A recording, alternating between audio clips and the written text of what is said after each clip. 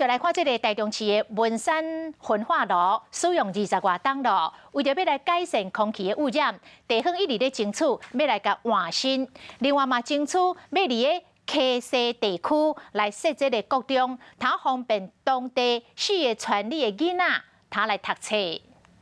现在1年大概1个月，我们要继续努力这个是改善率大概51%。台中市长罗秀燕用数据证明，头月计划成功改善台中的空污。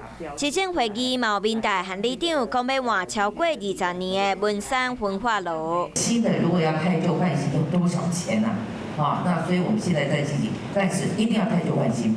伫个方面，南屯区的宝山、文山、春安、春社等等4个里，敢若有国小无国中，地方嘛争取赶紧建设，让在地囡仔会使伫较近的所在读册。